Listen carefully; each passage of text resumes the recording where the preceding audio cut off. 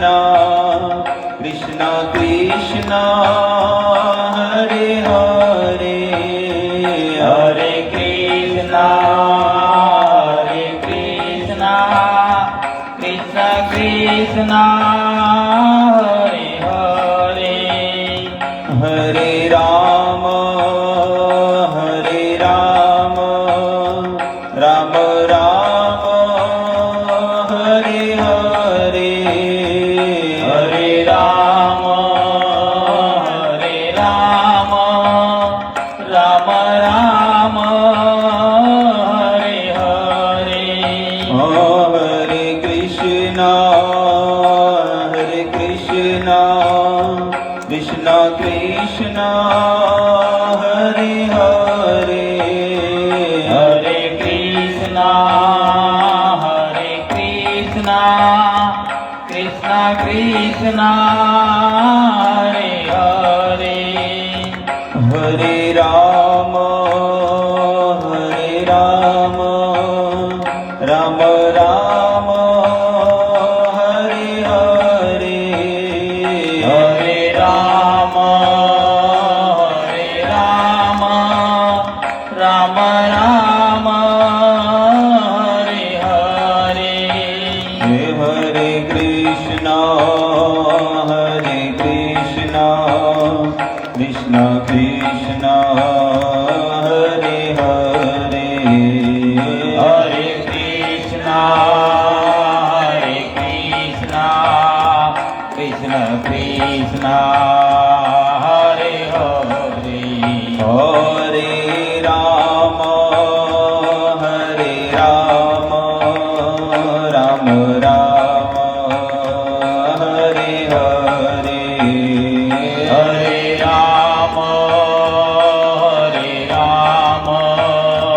राम राम हरे हरे रघुपति राघव राजा राम पतित पावन सीताराम रघुपति राघव राजा राम पतित पावन सीताराम रघुपति राघव राजा राम पतित पावन सीताराम रघुपति राघव राजा राम पतित पावन सीताराम राजा राम पतित पावन सीताराम राजा राम पतित पावन सीताराम श्री राम जय जय राम श्री राम जय जय राम श्री राम जय जय राम श्री राम जय जय राम श्री राम जय जय राम श्री राम जय जय राम श्री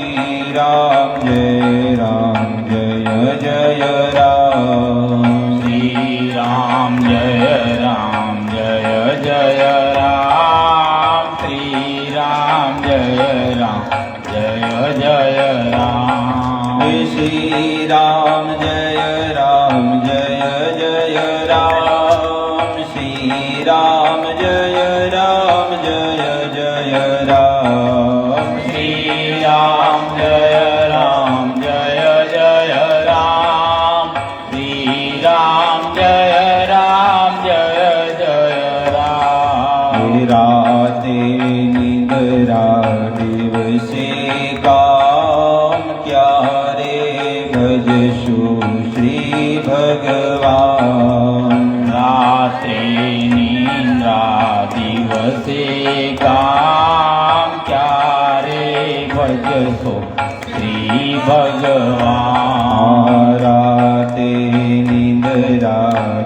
દિવસે કામ ક્યારે ભજશું સીતારામ. રાત્રે નિદ્રા દિવસે કામ ક્યારે ભજશો સીતારામ. સીતારામ સીતારામ ભજ મન પ્યારે સીતારામ. સીતારામ સીતારામ ભજ મન પ્યારે સીતારામ. રાધે શ્યામ રાધે શ્યામ રાધે શ્યામ જય રાધે શ્યામ. રાધે શ્યામ રાધે શ્યામ ભજ મન પ્યારે સીતારામ. સીતારામ સીતારામ ભજ મન પ્યારે સીતારામ. સીતારામ સીતારામ ભજ મન પ્યારે સીતારામ.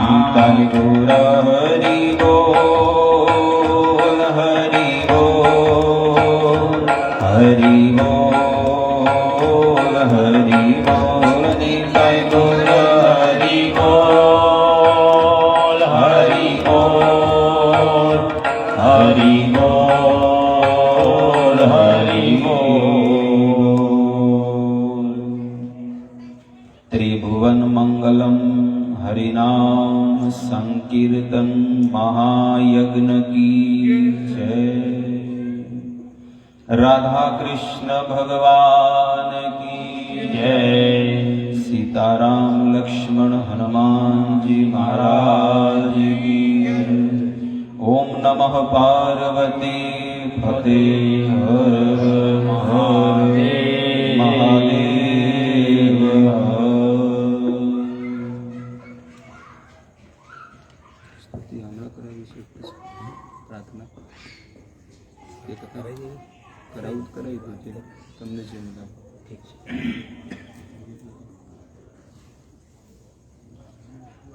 સર્વે આત્મીજનોને નમ્ર વિનંતી,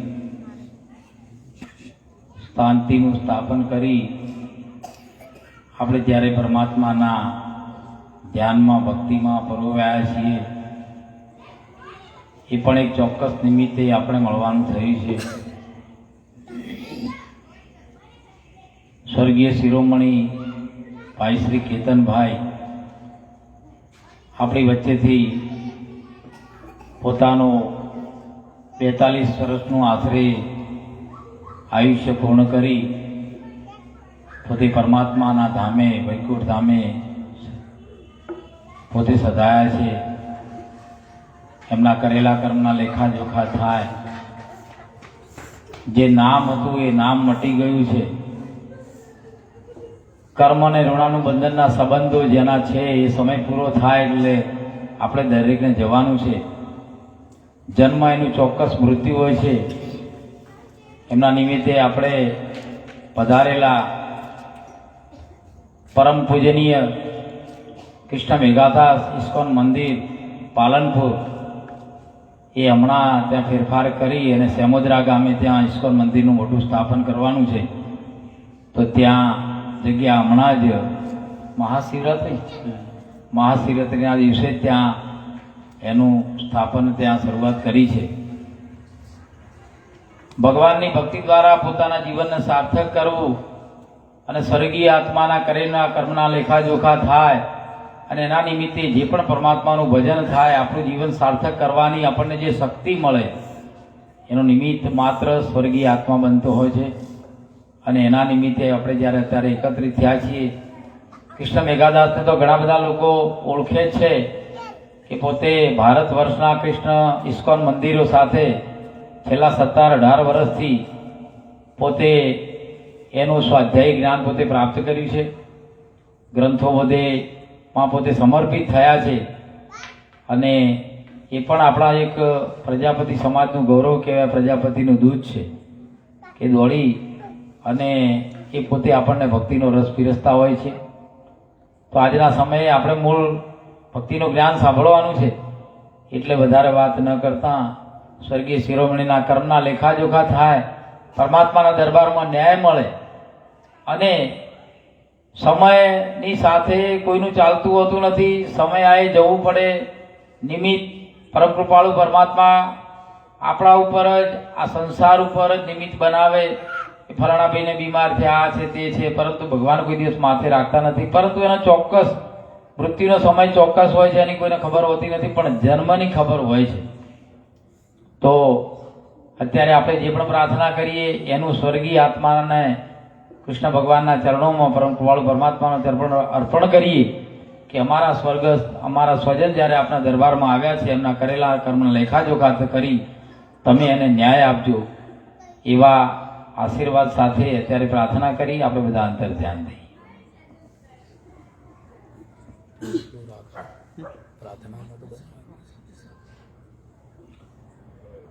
જે જીવ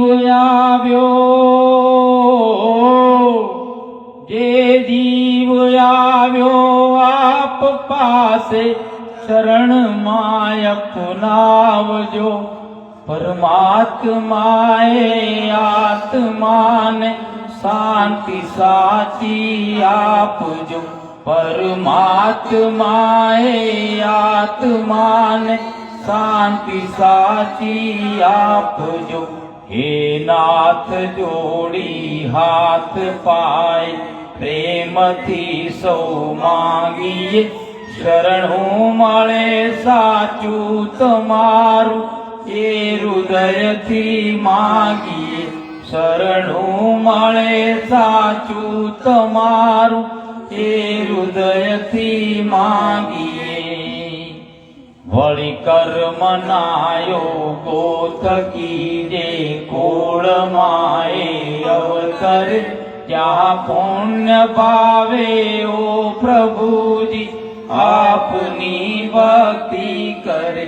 જ્યાં પુણ્ય ભાવે ઓ પ્રભુજી આપની ભક્તિ કરે. 184 ના બંધનોને લક્ષ્યમાં લઈ કાપજો. પરમાત્માએ આત્માને શાંતિ સાચી આપજો. પરમાત્માએ આત્માને શાંતિ સાચી આપજો.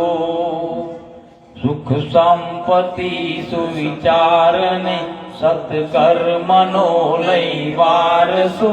જન્મો જન્મ સત્સંગતિ કીર્તાર પાર ઉતારજો. જન્મો જન્મ સત્સંગતિ કીર્તાર પાર ઉતારજો. આલોકને પરલોકમાં તો પ્રેમ રગ રગ વ્યાપજો. પરમાત્માએ આત્માને શાંતિ સાચી આપજો. પરમાત્માએ આત્માને શાંતિ સાચી આપજો. મળે મોક્ષ કે સુખ સ્વર્ગના આશાઓ રે એવી નથી. જો દેહ દુર્લભ માનવીનો ભજન કરવા ભાવતી. જો દેહ દુર્લભ માનવીનો ભજન કરવા ભાવતી.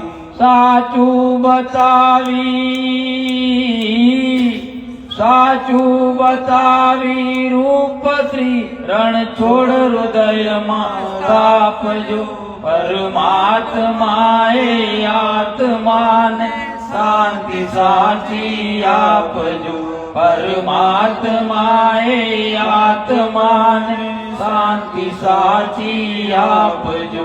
હે નાથ જોડી હાથ પાય પ્રેમથી સૌ માંગીએ. શરણું મળે સાચું તમારું એ હૃદયથી માંગી શરણું મળે સાચું તમારું એ હૃદયથી માંગી જે જીવ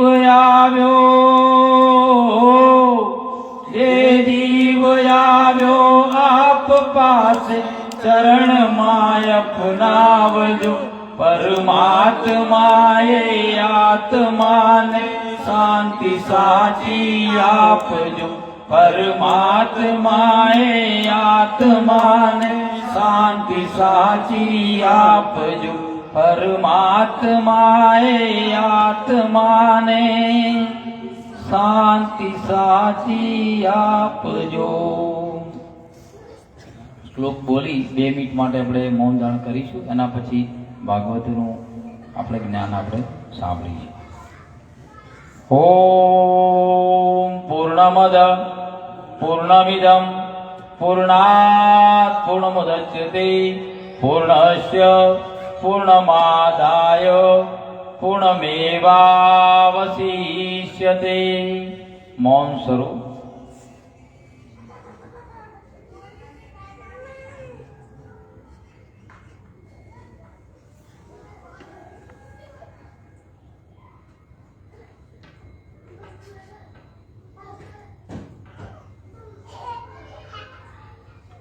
ઓમ શાંતિ શાંતિ શાંતિ.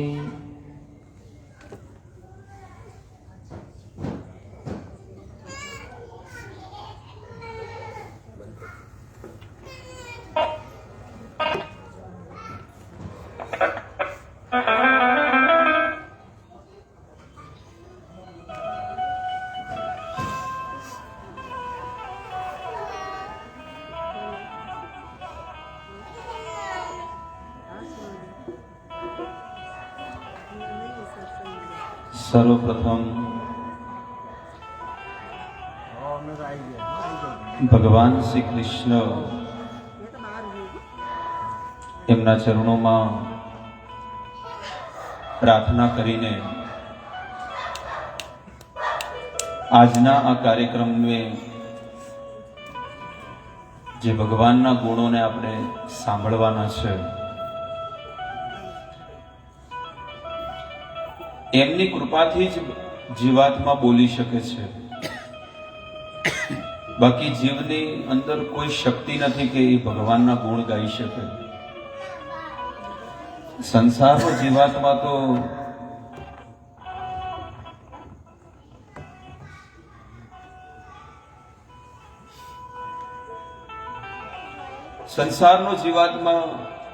સંસારી વ્યક્તિઓના ગુણ ગાતો હોય છે, પણ લાખોમાં એક જીવ જે હોય છે ને ભાગ્યશાળી એ ભગવાનના ગુણ ગાતો હોય છે. શાસ્ત્રોમાં ભગવદ્ ગીતામાં ભગવાને કીધેલું છે કે જેને બહુ જન્મોના પુણ્યનો ઉદય થાય ત્યારે એ મારી ભક્તિમાં લાગે છે, ભજનના માર્ગે લાગે છે.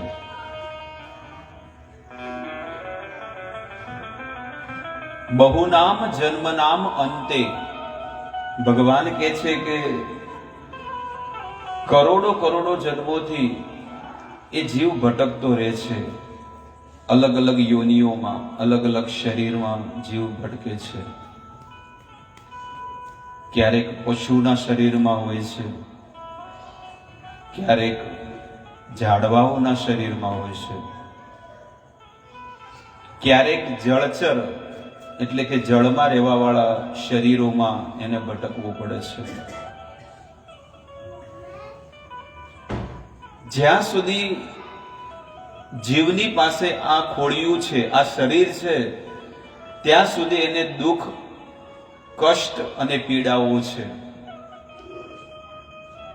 એવું નથી કે આપણે આ શરીર છોડી દેશું એટલે દુઃખ મટી ગયું, એવું નથી. આ જેટલા બેઠા છે અને જે લોકો આ જગતમાં વિચરણ કરી રહ્યા છે, ફરી રહ્યા છે, એ બધા લોકો દુઃખી જ છે. આખા દિવસમાં, આજના દિવસમાં તમે ટોટલ મારો કેટલું દુઃખ મળ્યું છે. એ નીતા અંબાણીને પણ દુઃખ હશે. કોઈ પણ વ્યક્તિ અરબોપતિ હોય, ખરબોપતિ હોય કે રોડપતિ હોય, દરેક જીવને છે ને દુઃખ છે, અતિશય દુઃખ છે.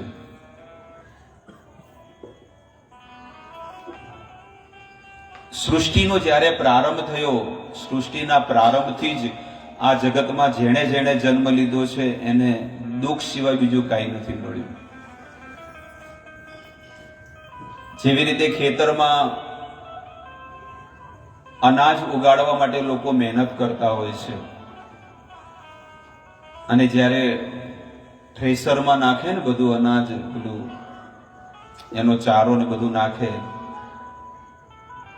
એક બાજુ અનાજ નીકળે ને એક બાજુ શું નીકળે છે? ભૂસું. આપણે ભૂસું કે ને શું કે છે? ઘાસ નીકળે. હવે એક ભૂસું હોય કે ઘાસ હોય કે જે પણ એને હુતલું જે પણ કહો આપણે, એને ફરીથી ખેસરમાં નાખો તો પછી આવવાનું છે? પછી અનાજ નીકળશે? નહીં નીકળે. બસ એના જેવું આ મનુષ્યનું જીવન છે. જેમ ભૂસામાંથી, એ હુતલામાંથી એક પણ દાણો એમાંથી નહીં નીકળે, એવી રીતે આ જગતની અંદર જેને પણ મનુષ્ય અવતાર લીધો છે ને એને જીવનમાં ક્યારે સુખ નહીં મળે, ક્યારે નહીં મળે. કારણ કે જેને આ સૃષ્ટિ બનાવી છે પ્રભુએ, ભગવાને એને લખી દીધું છે,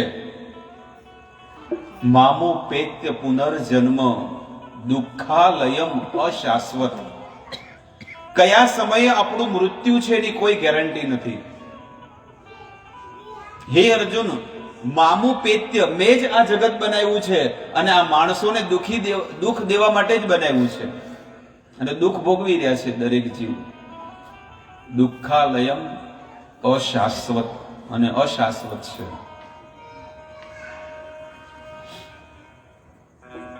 સગર રાજા હતા. ભગવાન રામચંદ્રની પરંપરામાં સગર રાજા થયા. પહેલાની વાત છે, સતયુગની ઘટના. સગર રાજાએ સ્વર્ગના રાજા બનવાની ઈચ્છા કરી કે હું સ્વર્ગનો રાજા બનું. આ સૃષ્ટિમાં જે પણ જીવ છે એને આ જગતમાં યશ પ્રાપ્ત કરવો છે, ધન પ્રાપ્ત કરવું છે, અમર બની જવું છે. આ દરેકના જીવની આ અંદર એક ઈચ્છા હોય છે.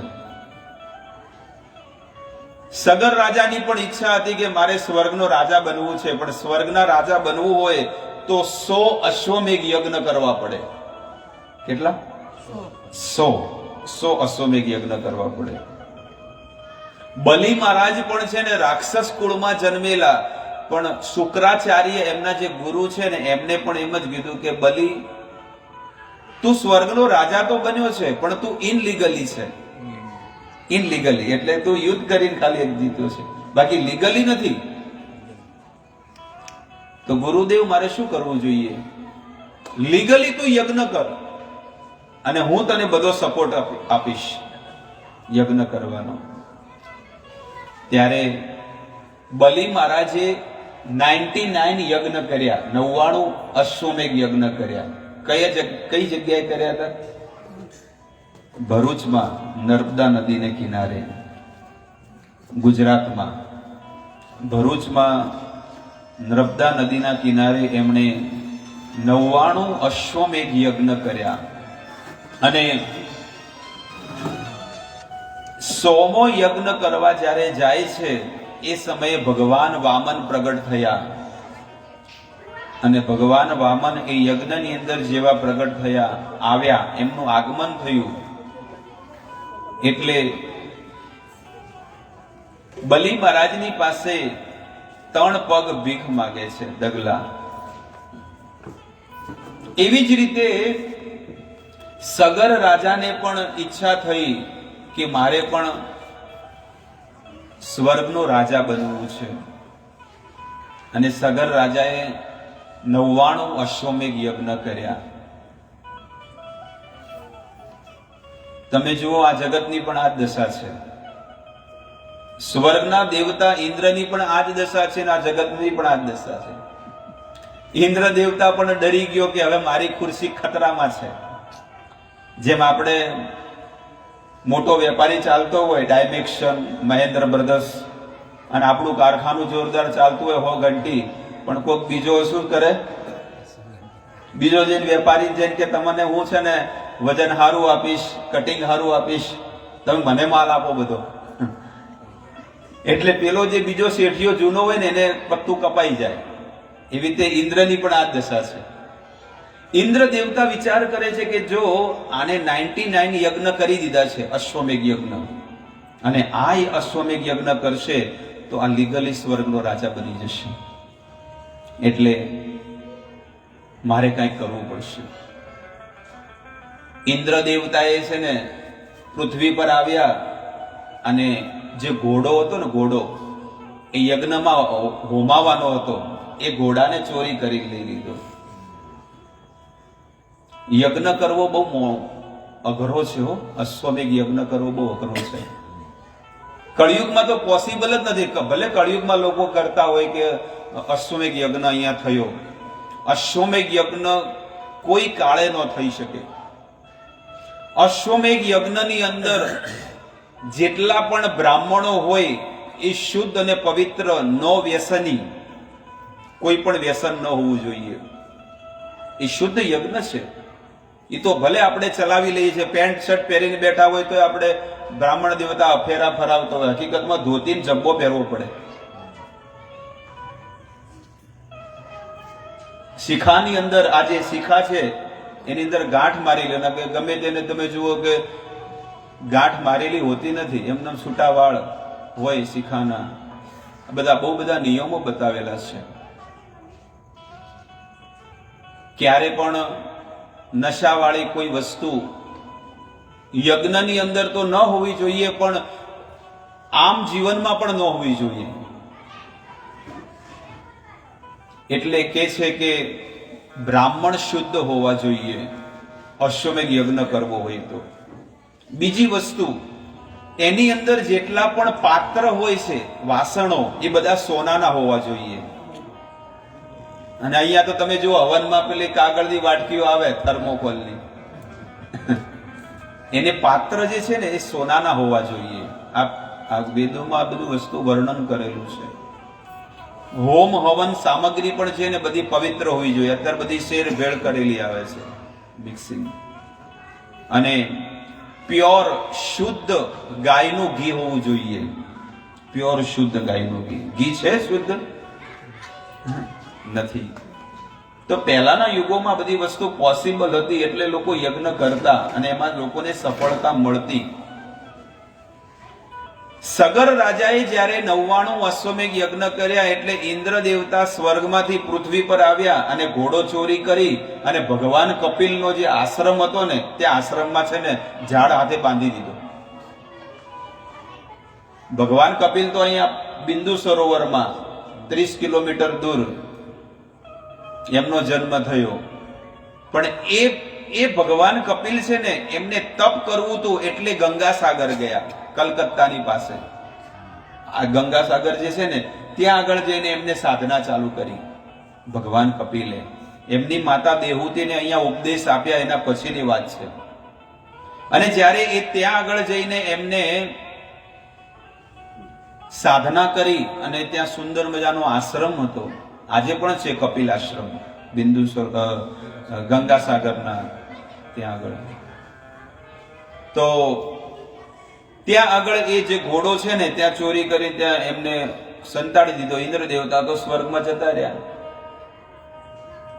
હવે સગર રાજાએ જે છે 99 અશ્વમેઘ યજ્ઞ કર્યા, છેલ્લો યજ્ઞ પણ પૂરો થઈ ગયો, પણ કે હવે ઘોડો લાવો, આપણે હોમાવાનો છે યજ્ઞની અંદર.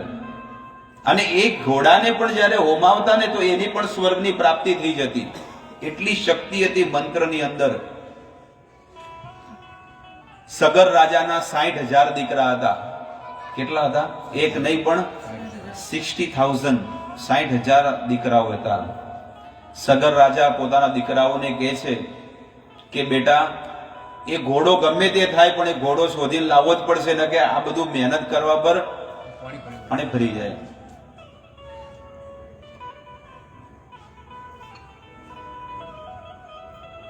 એમના 60,000 દીકરાઓ ધરતી ખોદી નાખી બધી. પૃથ્વી પર તો બધે વિચરણ કર્યું, પણ ધરતી ખોદી નાખી. એટલે ધરતી ખોદી એટલે ધરતીમાં ખાડા કરી દીધા બધા. અને એ ખાડા કર્યા, એમાં પાણી આવ્યું એટલે એનું નામ પડ્યું સાગર. સગરના દીકરાઓએ આ બધા ખાડા ખોદ્યા એટલે નામ શું પડ્યું? સાગર, સમુદ્ર જેને કહેવાય.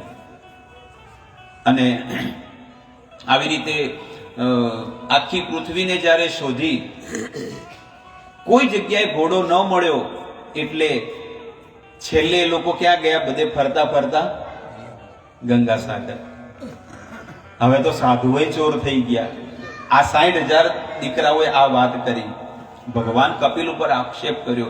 ભગવાન કપિલ તો ધ્યાનમાં બેઠા છે, ભગવાન પોતે છે, પણ તોય ધ્યાન કરે છે. અને જ્યારે જેમ તેમ જ્યારે બોલવા માંડ્યા એટલે ભગવાન કપિલની આંખ જેવી ખુલી. 60,000 જે દીકરા જે છે ને એ જગ્યા ઉપર રાખ થઈ ગયા, ભૂકો. શું છે વેલ્યુ શરીરની? આ શું શરીર છે?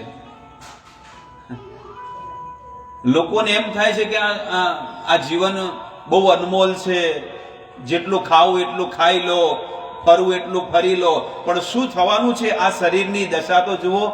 એ 60,000 દીકરાઓ એક જ સેકન્ડમાં રાખ થઈ ગયા. ઊભા હતા પણ રાખ થઈ ગયા. અંતિમ સંસ્કારે ન કરવા પડ્યા. આ માણસોની દશા છે. જો એવા સગર રાજાના, એ પૃથ્વીના રાજા હતા સગર રાજા, એના દીકરાઓની આવી ભૂંડી દશા થઈ ગઈ હોય તો આપણે તો સંસારના પામર જીવો છીએ. આપણે તો સંસારના પાવર. એટલે કે છે કે જીવ શાને ફરે છે ગુમાનમાં, તારે રહેવું ભાડાના મકાનમાં. શું કામ તું આટલો અહંકાર કરી રહ્યો છે? તું એક દિવસ માટીમાં મળી જવાનો છે, રાખ થઈ જવાનું છે. તારી જેટલી જાહો જલાલી, જેટલું ધન, એ બધું બીજા લોકો ખાશે, તને નહીં મળે કાંઈ. કારણ કે તું લઈને કાંઈ નતો આવ્યો અને લઈને જવાનો પણ નથી. કારણ કે મરે એટલે કઈ ઠાઠડી કઈ બાંધતા નથી કે ભાઈ આ તમારી જમીન જાયદાદ છે, તમારી પ્રોપર્ટી છે, લઈ જાઓ સાથે. આ ગાડીઓ તમે કમાણા છો તો તમે લઈ જાઓ. નહીં, કોઈ વસ્તુ નહીં લઈ જાય. સગર રાજાના 60,000 દીકરા ભસ્મીભૂત થઈ ગયા. પણ 60,000 દીકરાઓના કે છે કે એમના એક દીકરો હતો જેનું નામ હતું અસમંજસ. અને અસમંજસ છે ને એને આખી પૃથ્વી પર શોધ્યા. અને શોધતા શોધતા એ પણ ગંગા સાગરમાં ગયા. અને ગંગા સાગરમાં જઈ અને ભગવાન કપિલને પ્રાર્થના કરી કે મારા પિતાશ્રીઓ ક્યાં છે,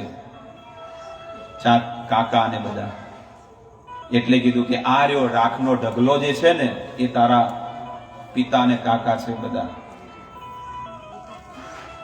ઈ કે હવે આનું કલ્યાણ કેવી રીતે થાય? કારણ કે અધ વચ્ચે જાણે કોઈ માણસ મરી જાય તો એનું જલ્દીથી સદગતિ થતી નથી. કઈ રીતે થાય? એટલે અસમંજસે બહુ તપ કર્યું. ભગવાન કપિલે કીધું કે જો તારા પિતાશ્રી અને કાકાનો તારે કલ્યાણ કરવું હોય તો સ્વર્ગની અંદર મંદાકીની નદી વહે છે, અને એ મંદાકીની નદી જો પૃથ્વી પર તું લાવીશ ને અને આ તારા કાકાઓની જે અસ્થિને અંદર વિસર્જન કરીશ ને તો તારા કાકાઓનું કલ્યાણ થશે. હવે અસમંજસ જે રાજા છે ને એને ઘોર તપ કર્યું, આખું જીવન તપ કર્યું, પણ તોય માં ગંગા પ્રગટ થયા ન થયા. ગંગા નદી વિશે લોકોને જ્ઞાન હોય પણ એ અધૂરું જ્ઞાન છે. એને આજે પૂર્ણ કરી લો. જ્યારે કોઈ પણ જીવ છે ને આ જગતમાંથી ભગવાનના ઘરે જાય છે વૈકુંઠમાં, આવતીકાલે થોડા અહીંયા બેસજો બહેનો, એટલે શું છે કે મારે વારે વારે અહીંયા ન જોવું પડે. કારણ કે આમાં શું છે કે સીધું જોતા હોય તો અમુક લોકોને કે અમારી સામું જોતા નથી, ચાલો હુઈ જઈએ, હવે કોઈ જોતું તો નથી.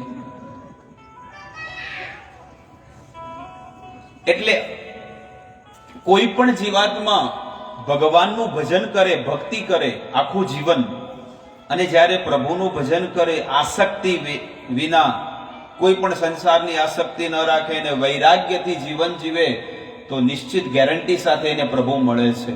આવું શાસ્ત્ર કહે છે, આપણા જીવનમાં લખેલું છે. અને જ્યારે એ ભગવાનના ઘરે જાય છે, ખોળિયું તો એનું અહીંયા પડ્યું હોય છે, પણ એ પ્રભુના ઘરે પહોંચી જાય છે. પણ જ્યારે ભગવાનના ઘરે જાય, વૈકુંઠમાં જાય છે, તો એક નદી છે, વિરજા નદી જેને કહેવાય છે. વિરજા નદી. વૈકુંઠમાં જવું હોય આધ્યાત્મિક જગતમાં, સ્પિરિચ્યુઅલ જગતની અંદર, તો એક વિરજા નદી છે. વેદ વ્યાસજીના ગ્રંથોની અંદર, આ પુરાણોની અંદર બધી વસ્તુઓ લખેલી છે, અને એમાં એ જીવને સ્નાન કરાવી અને વૈકુંઠનો અધિકારી, ગોલોક, વૃંદાવન ધામ, મથુરા, દ્વારકા અને સાકેત ધામ, જ્યાં પ્રભુ રામ વસે છે, ત્યાં આગળ એને મોકલવામાં આવે છે. આવી રીતે એ વિરજા નદી છે. પણ જ્યારે ભગવાન વામને ભરૂચમાં રહીને, આ ભરૂચની અંદર જ્યાં રહીને એમને જ્યારે 3 પગ જમીનમાં આપી હતી ને, એટલે જ્યારે પગ 2 પોળા કર્યા, એટલે બ્રહ્માંડનું જે કવર હતું ને, ત્યાં આગળ એમનો અંગૂઠો પહોંચી ગયો.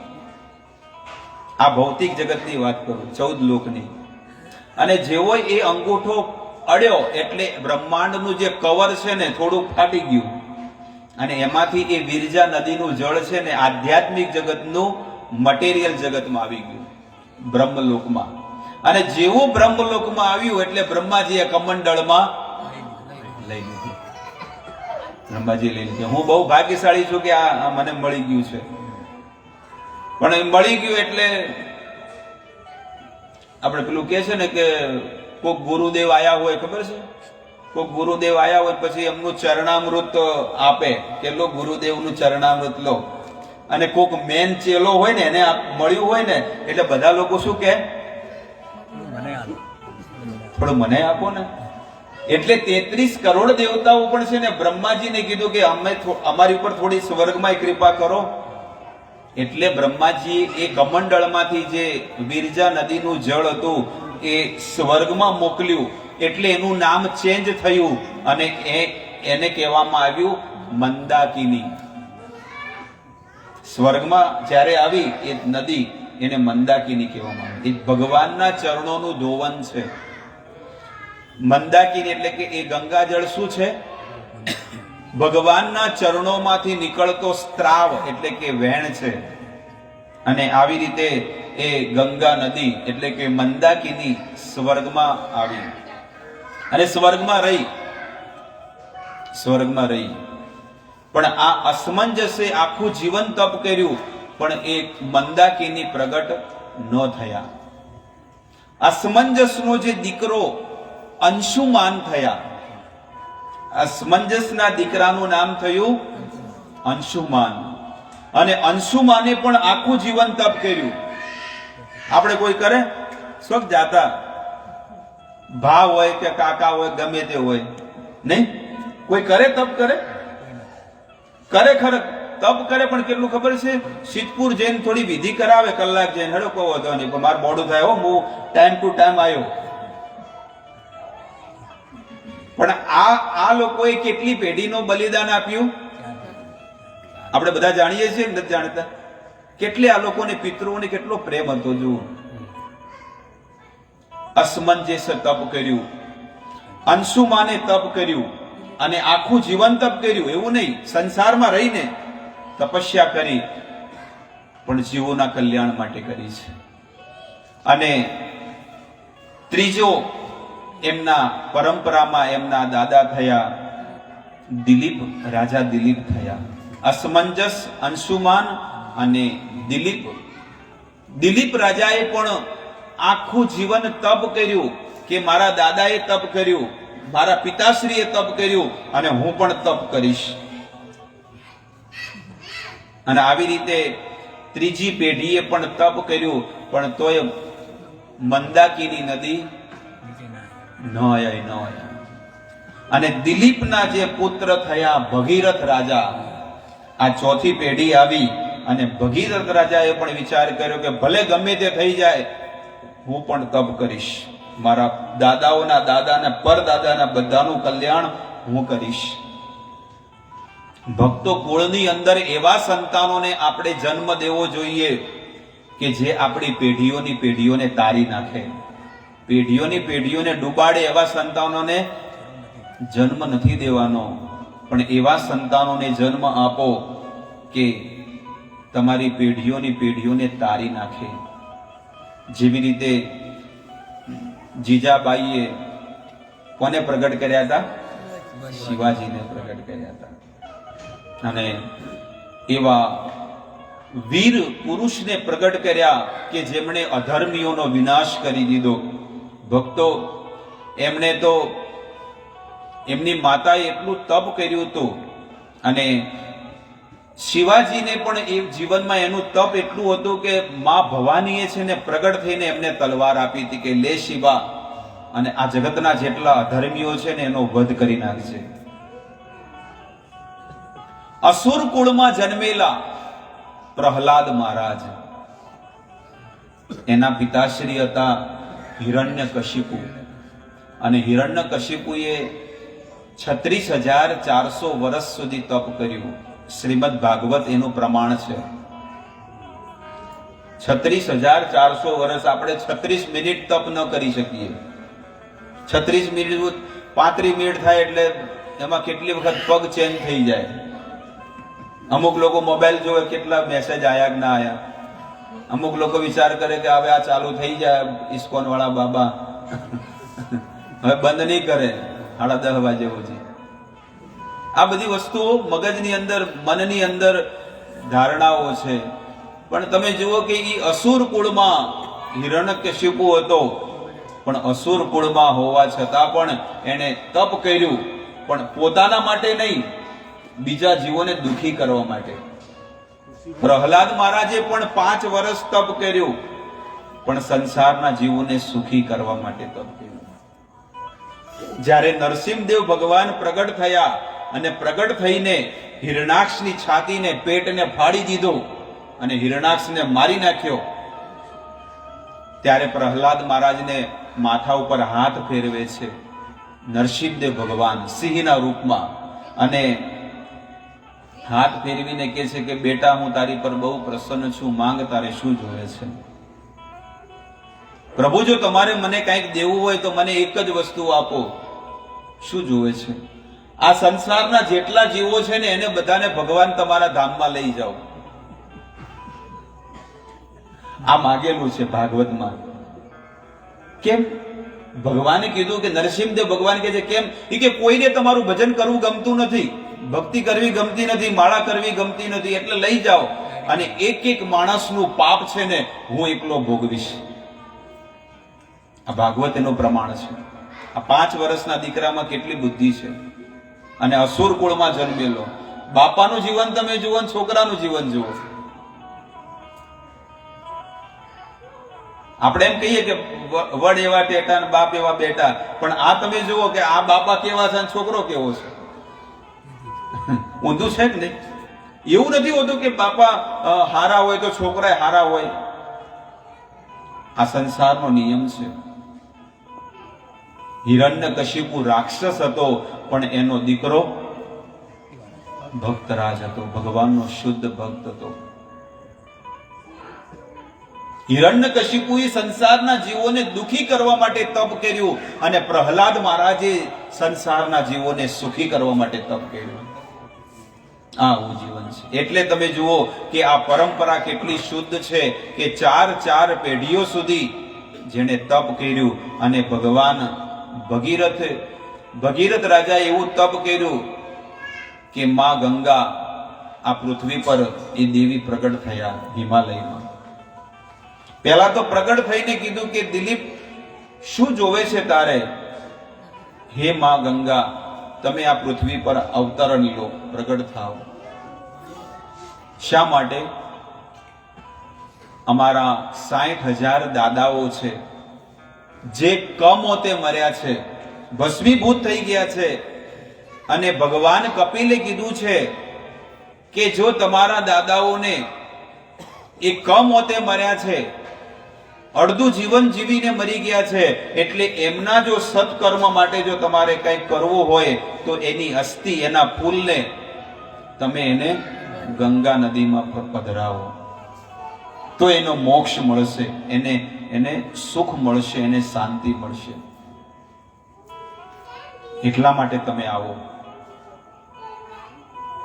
ભગીરથ રાજાએ જ્યારે આવું એમની પ્રસ્તાવના જે હતો, એમનો જે ભાવ હતો એ પ્રગટ કર્યો.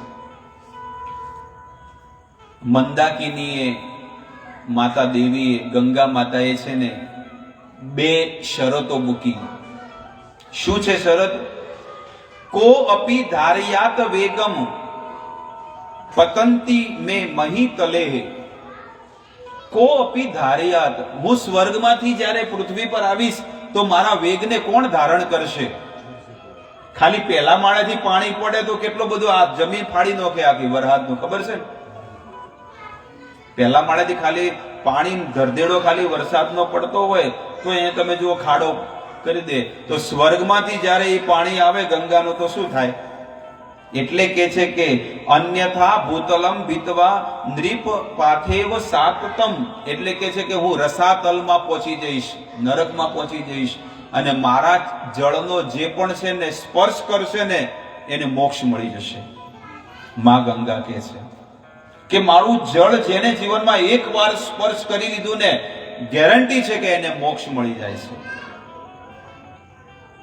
આ કાયાથી જેને પણ આ ગંગામાં સ્પર્શ કર્યું છે ને, નિશ્ચિત ગેરંટી સાથે એને મોક્ષ મળશે. આ ભાગવતનું પ્રમાણ છે. એટલે કે હું નહીં આવું, કારણ કે નરકમાં રહેલા જે જીવો છે બધા પાપી તાપી જીવો છે. એટલે હું નહીં આવું, ના પાડી દીધી. અને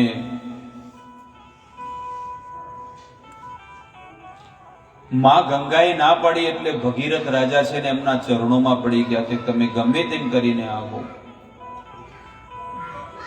પણ મારી શરત છે એને તમે પૂરી કરો તો હું આવીશ. તમારા વેગને કોણ ધારણ કરશે? માં ગંગા કહે છે કે મારા વેગને આ જગતમાં કોઈ ધારણ ન કરી શકે, એટલો મારો વેગ છે. ત્યારે ભગીરથ રાજાએ શિવજીનું તપ કર્યું, ભોળાનાથને પ્રસન્ન કરવા માટે તપ કર્યું કે ભોળાનાથ તમે પ્રગટ થાઓ. ભોળાનાથ પ્રગટ થયા અને કીધું કે માં ગંગા એ જે મંદાકિની છે પૃથ્વી પર આવવા માંગે છે, પણ એ કહે છે કે મારા વેગને આ જગતમાં કોઈ ધારણ ન કરી શકે. ત્યારે શિવજી કહે છે કે મંદાકિની ગંગામાં આટલી બધી હિંમત આવી ગઈ કે મારા વેગને કોઈ ધારણ ન કરી શકે? એ કે શિવજી ધારણ કરશે, જાઓ. ભોળાનાથને શું કીધું? માં ગંગાને ખાલી એટલું કહી દેજો કે ભલે તમે પૃથ્વી પર આવો પણ હું ધારણ કરીશ, શિવજી. અને કહે છે કે એ માં ગંગાએ કીધું કે શિવજી કેવી રીતે ધારણ કરશે? પણ જેવા આવ્યા એ પૃથ્વી પર આવ્યા, એ જટામાં જ છે ને ખોવાઈ ગયા. આખું આવે છે સત્ય ઘટના. એટલી ગંગા દેવી છે ને શિવજીની જટામાં ખોવાઈ ગયા, જડ્યા જ નહીં. ત્યારે માં ગંગાએ પ્રાર્થના કરીને પછી એક વેણ નીકળ્યું જટામાંથી. શિવજી પણ વિચાર કરે છે કે હું બહુ ભાગ્યશાળી છું કે ભગવાન શ્રી કૃષ્ણના ચરણોના જે જમણા અંગૂઠામાંથી જે જળ નીકળે છે દિવ્ય, એને હું મસ્તક ઉપર ધારણ કરું છું. હું કેટલો ભાગ્યશાળી છું. એટલે એમને ધારણ કર્યું. શિવજી વિચાર કરે છે કે આજે હું વિશ્વ બ્રહ્માંડનો સૌથી ભાગ્યશાળી જીવ છું કે ભગવાનના ચરણોનું ધોવન મને મળ્યું છે, જેમ કેવટને મળ્યું હતું ભગવાનના ચરણોનું ધોવન. એવી રીતે શિવજી કહે છે કે આજે હું બહુ ભાગ્યશાળી છું. પણ ગંગાને થોડુંક બતાવવું હતું એટલા માટે મેં એને થોડીક સબક શીખવાડ્યા. હા, ગંગાને અભિમાન હતું કે મારા વેગને કોણ ધારણ કરે. અને બીજી વાત, માં ગંગાની પહેલી શરત તો પૂરી થઈ ગઈ કે ચલો પૃથ્વી પર હું આવીશ તો મારા વેગને કોણ ધારણ કરશે. પણ શિવજીએ તો ધારણ કરી લીધું. બીજી શરત કે હું પૃથ્વી પર આવું તો ખરા, પણ મારી બીજી શરત કે બધા લોકો શું કરશે, અમદાવાદ હરિદ્વાર મેલ પકડશે અને પછી જઈને ડૂબકીઓ મારશે 11, 21, 22, 3 ને જે મારવી હોય. ટાઢ હોય તો એક જ મારશે ઠંડીમાં. બરાબર, ડૂબકી મારશે ને પછી શું કરશે ખબર છે? પ્રાર્થના કરશે, હે મા ગંગા, હું કેટલો પાપી છું, મારા બધા પાપ લઈ લે અને મને ચોખ્ખો કર. એટલે કે છે કે એક માણસનો તો પાપ હું લઉં તો ચાલે, પણ આ તો 800 કરોડ માણસો છે આ પૃથ્વી પર, 8 અરબ મનુષ્યો છે અને બધા રચી રચીને પાપ કરે છે, તો હું તો શું થઈ જઈશ? હું દૂષિત બની જઈશ. એટલે માં ગંગાની આ બીજી શરત હતી, આપણા વેદોમાં લખેલું છે. માં ગંગાની બીજી શરત કે મારા, પહેલી શરત કે મારા વેગને કોણ ધારણ કરે, અને બીજી શરત કે મારામાં બધા સ્નાન કરશે તો હું તો દૂષિત બની જઈશ. એનો કઈક રસ્તો કાઢો. ત્યારે ભગીરથ રાજા કહે છે કે તમે એની પણ ચિંતા ન કરો. જ્યારે સંસારના કર્મી વ્યક્તિઓ તમારામાં સ્નાન કરે ને તમને કદાચ દૂષિત કરી નાખે, પણ જે ભગવાનના વાલા વૈષ્ણવ ભક્તો છે, જેને ગળામાં તુલસીની માળા છે, જેને ભાલ ઉપર તિલક છે અને જેના મુખમાં હરિનું નામ છે, એવા સંતો તમારી અંદર જ્યારે ડૂબકી મારશે ને તો તમારા બધા પાપ લઈ લેશે. આવા આશીર્વાદ એમણે જ્યારે આપ્યા, ત્યારે માં ગંગા આ પૃથ્વી પર પ્રગટ થયા. તો ભક્તો, ગરુડ પુરાણ આપણું આ પ્રમાણ આપે છે કે જો કોઈ પણ જીવને ઘરના સદસ્યોએ એની સદગતિ આપવી હોય તો એના પાછળ સત્કર્મ કરવું જોઈએ. અને એ સત્કર્મ છે ને 12 દિવસ સુધીમાં થઈ શકે છે. એ સત્કર્મ 12 દિવસ સુધીમાં થઈ શકે છે. આ મનુષ્ય જીવનની અંદર 16 સંસ્કાર આવે છે. આપણે તો પૈસા કમાવામાં બીજું કાંઈ શીખ્યા નથી. બસ પૈસો કેવી રીતે મળે, બીજાનું ગળું વાઢીને પૈસો કેમ પેદા થાય, એટલું આપણે શીખ્યો છે મનુષ્ય. બીજું કાંઈ શીખ્યો નથી તો એને બોલતા આવડતું. હું જે છે એ સત્ય તમને કહી દઉં છું હરગોનભાઈ. હા, ભલે માણસની ઉંમર થઈ ગઈ હોય 60 વર્ષ, પણ આજના મનુષ્યને કયા વ્યક્તિની સાથે કેવી રીતે વર્તન કરવું, બોલવું, એને કાંઈ જ્ઞાન નથી. બસ રૂપિયો કેવી રીતે કમાવો એને બધું જ્ઞાન છે. કોકનું ગળું વાઢીને, પેટ કાપીને, ગમે તે કરીને, બાકી બુદ્ધિ નથી. શાસ્ત્ર કહે છે પૈસા કમાવામાં માણસે પોતાના સંસ્કાર ખોઈ બેઠો છે. પૈસા કમાવામાં માણસ ક્યારે ઘરમાં કોઈ ધ્યાન નથી દેતું.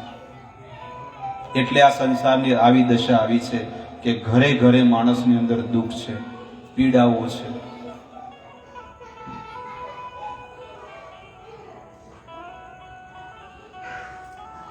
પછી શું કરવાનું? પસ્તાવીને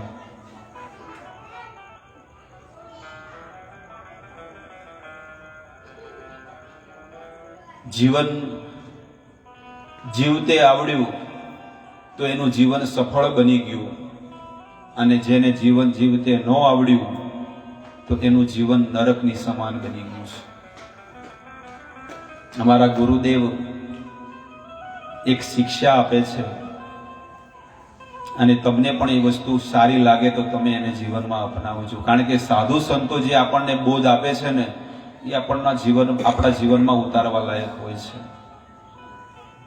કે હંમેશા જ્યાં ધર્મ થતો હોય ત્યાં સૌથી આગળ રહેવું જોઈએ.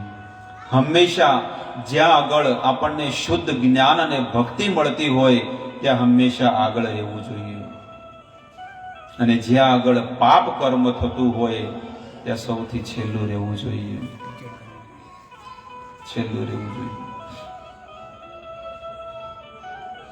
સત્સંગની અંદર તમને એવા શબ્દો સાંભળવા મળતા હોય જે તમારા હૃદયને દુઃખ લગાડવા વાળા હોય, પણ હકીકતમાં એ શબ્દો આપણી આંખો ખોલવા વાળા હોય છે. ચોખ્ખી વસ્તુ છે. કળિયુગની અંદર, વર્તમાન સમયની અંદર માણસોનું જીવન એવું બની ગયું છે કે જેની પાસે પૈસો એ માણસ સુખી છે. ખોટી વસ્તુ છે હો. એવી નથી, એવું નથી. લોકોનું, મનુષ્યનું જીવન એવું છે અને લોકોની એ જ વસ્તુ છે. આજના મનુષ્યની એ જ વસ્તુ છે કે જે રૂપિયા વાળો હોય ને એની પાછળ બધા લોકો આટા ફેરા મારશે. મારા જીવનમાં આ મારો જીવન છે, હું તમને કહી દઉં. ભલે હું આટલું મોટું મંદિર ચલાવું છું, પણ કોઈ પણ અહંકારી વ્યક્તિ હોય આજ સુધી હું એની પાસે ક્યારે નથી ગયો. કોઈને એવું લાગે કે આ મારી પાસે આવશે ને મારી પાસે માગશે, પણ આજ સુધી મેં કોઈની પાસે માગ્યું નથી. આ બધા લોકો મને ઓળખે છે. આખા પાલનપુરના મોટા મોટા લોકો ઓળખે છે. ચાહે હીરાના વેપારીઓ હોય, દુકાનો વાળા હોય, સિંધી હોય, બહુ બધા માળી સમાજના છે, બધા લોકો ઓળખે છે. ત્યાં સુધી રાજનીતિમાં બી જોડાયેલા છે, બધા લોકો ઓળખે છે. પણ આજ સુધી કોઈની પાસે હું ગયો નથી. કેમ નથી ગયો? કારણ કે લોકોને એવું લાગે કે અમારી પાસે ધન છે ને અમારી પાસે માગવા આવે અને પછી અમે નહીં આપીએ. નહીં. જ્યાં સુધી પ્રેમથી જે વ્યક્તિ ધન આપે ને એ મારા ઠાકોરજીને યોગ્ય છે. અને ગુરુદેવે અમને એક વસ્તુ શીખવાડી છે કે ક્યારે જીવનમાં કોઈની પાસે માગવું, ઓટોમેટિક તમને બધી વસ્તુ થશે. અને એ સત્ય છે કે મેં 8 વર્ષ સુધી અહીંયા જે તપ કર્યું છે ને, 8 વર્ષ સુધી આ પાલનપુરમાં રહી તપ કર્યું. આજે એક જ વ્યક્તિએ મને 3 વીઘા જગ્યા આપી દીધી. કમસે કમ 1.5 કરોડની જગ્યા એક જ માણસે આપી દીધી. હું 150 દાતાઓને શોધું ને, એક દાતા છે ને 1 લાખ રૂપિયા આપે ને ત્યારે 150 દાતા મળે ને ત્યારે મને એ જમીન મળે. એટલે એ ગુરુના વચનો સત પડ્યા કે ન પડ્યા? અને એ પણ છે ભવિષ્યમાં પણ ભગવાન એવા વ્યક્તિના મનની અંદર, બુદ્ધિની અંદર એ વસ્તુ નાખશે કે આ ધન છે ને ભગવાનના મંદિરમાં મારે દેવું છે. એ ભગવાન જ નાખશે. પણ માણસે શું કરવું જોઈએ? ધર્મથી જીવન જીવવું જોઈએ અને તપ કરવું જોઈએ. તપના પ્રભાવથી છે ને, તપના પ્રભાવથી બધી વસ્તુ થાય છે. સ્વયં ભગવાન વેદોની અંદર લખે છે કે તપના પ્રભાવે છે ને આ જગતમાં તપ છે ને એટલે જ હું સૃષ્ટિનું સર્જન કરું છું અને તપના પ્રભાવે આ સૃષ્ટિને હું ચલાવું છું અને તપના પ્રભાવથી આ સૃષ્ટિનો હું પ્રલય કરી નાખું છું. આવી રીતે આપણા વેદની અંદર બતાવેલું છે. એટલે કોઈ પણ માણસે એવો અહંકાર ન કરવો જોઈએ કે મારી પાસે ધન છે એટલે હું સુખી છું. જેટલું વ્યક્તિના જીવનમાં ધન વધશે એટલું એની જીવનમાં દુઃખ વધશે. લખવું તો લખી લેજો. તમારી પાસે 1 પણ રૂપિયો નથી, તમારી પાસે 1 પણ રૂપિયો નથી, પણ હું તમને કદાચ છે ને 10 લાખ રૂપિયા આપી દઉં કે લો આ 10 લાખ રૂપિયા હવાર પાછા આપી દેવાના છે મને. બીજા દિવસે તો તમને બહુ ઊંઘ આવશે, પણ જે દિવસે તમને 10 લાખ રૂપિયા આપ્યા હોય ને દાડે તમને ઊંઘે નહીં આવે. હાય હાય આટલા બધા રૂપિયા. બોલો રાતે 12 વાગે 1 વાગે પાછો ઉભો થાય અને પછી શું કરે? સુટકેસ બેહે જ નહીં. પણ આડા દાડે કોઈ દાડો એની કોઈ ચિંતા હતી જ નહીં. એટલે શાસ્ત્ર કહે છે કે પૈસો છે ને દુઃખનું કારણ પણ બની શકે છે. ધન શું છે ખબર છે? એ દુઃખનું કારણ બની શકે છે. એટલા માટે મત કર ઇતના ગુરુર એ માતી કે પુતલે. આ કંચન કાયા તને આપી છે ભગવાને, એમની સેવામાં લગાડવા માટે આપી છે. પણ જ્યારે તું સંસારની સેવામાં વાપરીશ તો સંસારના જીવો તને શું આપશે? દુઃખ જ આપશે. પણ એ કાયાને જ્યારે તું મારી સેવામાં લગાડીશ તો તારું જીવન ધન્ય ધન્ય બની જશે. જેવી રીતે મીરાબાઈ હતા. મીરાબાઈ કોઈ એક બે બંગલાના માલિકની દીકરી નહોતી કે ભાઈ આને 2-4 બંગલા છે, પણ પૂરા મેવાડના રાજાની દીકરી હતી. મેવાડના રાજાની દીકરી હતી. પણ એને જીવનમાં કોઈ અહંકાર નહીં, કોઈ અભિમાન નહીં. બસ 24 કલાક એ પ્રભુની ભક્તિ કરતી, ભગવાનનું નામ લેતી અને બધાને એ જ વસ્તુનું જ્ઞાન અને શિક્ષા પ્રદાન કરતી કે તમે ભગવાનની ભક્તિ કરો, ભગવાનનું ભજન કરો, ભગવાનનું થોડુંક તો સ્મરણ કરો. આટલું અનમોલ જીવન તમને આપ્યું તો તમે થોડુંક ભગવાનનું ભજન કરો. ક્યારેક વિચાર કરવો જોઈએ કે આવી મહામારીમાં આ 3 વર્ષની અંદર લાખો ને કરોડો મારા કુટુંબના, મારા ભાઈઓ, મારા સમાજના લોકો કેટલાય જતા રહ્યા આ વસ્તુની અંદર, પણ તોય ભગવાને મારા શ્વાસ ટકાવીને રાખ્યા. કેટલી મોટી દયા ને કેટલી મોટી કૃપા મારી પર કરી હશે. હું ભાગ્યશાળી હોય તો જ કરી હશે, નકે ન થાય. મારું પુણ્ય હોય તો જ આજે હું જીવતો છું, નકે મારોય નંબર એમાં લાગ્યો હોત ને તો બારોબાર લઈ જાત, ઘરમાં ન લાવત.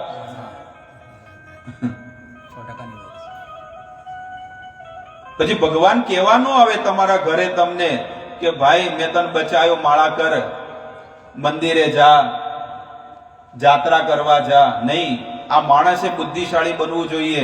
હકીકતમાં ભગવાનની મારી પર બહુ દયા છે, કૃપા છે.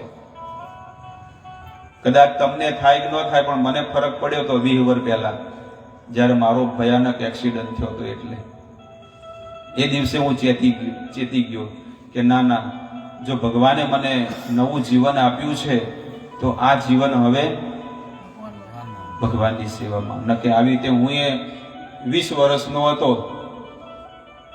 22-23 વર્ષનો હતો, અને મારે ખાલી 1 વર્ષનો છોકરો હતો, બાબલો. અને એ સમયે જો હું જતો રહ્યો હોત તો મારી એ પત્ની વિધવા બની ગઈ હોત. એક દાખલો આપું છું. પણ ભગવાને મને એક નવું જીવન આપ્યું, કોમામાંથી બહાર કાઢ્યો. અને ડોક્ટર જે પાટણ સાઈડનો હતો, બોમ્બેમાં, અને એને કીધું કે મોતમાંથી દીકરા તું બચ્યો છે. બસ એ દિવસથી શું થયું? જીવન બદલાઈ ગયું. એટલે આપણે આ બધી વસ્તુઓથી શિક્ષાઓ પ્રાપ્ત કરવી જોઈએ. જે દિવસે મેં મારા પિતાશ્રીને અગ્નિ સંસ્કાર દીધા 2016માં 28 જાન્યુઆરી ગુરુવારનો દિવસ, અને જ્યારે એમને અગ્નિ સંસ્કાર દીધા ને જ્યારે એ જોયું કે આ પિતા જે 65 એટલે કે 65 વર્ષ સુધી મારી સાથે હતા અને આજે જતા રહ્યા, ત્યારે આપણને આ કાયા ઉપર પછી એવું થયું કે આપણી શું વેલ્યુ છે એમ. એટલે આવા જીવનમાં જ્યારે દુઃખ પડે, આવા આઘાત પડે, એટલે માણસે મજબૂત બનવું જોઈએ. ન કે દુઃખી થવું જોઈએ, પણ શું કરવું જોઈએ? માણસે મજબૂત બનવું જોઈએ. ભલે માયાના પ્રહાર મારી પર પડે, પણ હું એટલો સશક્ત બનીશ, હું પ્રભુના માર્ગે હજી આગળ વધીશ. તમે જેવા છે ને રોડ ઉપર ચાલશો ને તો સ્પીડ બ્રેકર જમ્પ આવશે, અને તમે એને પાર નહીં કરો અને ડરી જશો તો તમારી ગાડી ત્યાં ને ત્યાં ઊભી રહેશે. એટલા માટે એવા અવરોધો માયાના બહુ બધા તમારા જીવનમાં આવશે, બહુ બધા દુઃખ આવશે, બહુ બધી પીડાઓ આવશે, પણ જો તમે ભક્તિનો માર્ગ અપનાયો ને તો ભગવાન તમને સહન કરવાની શક્તિ આપશે. એટલા માટે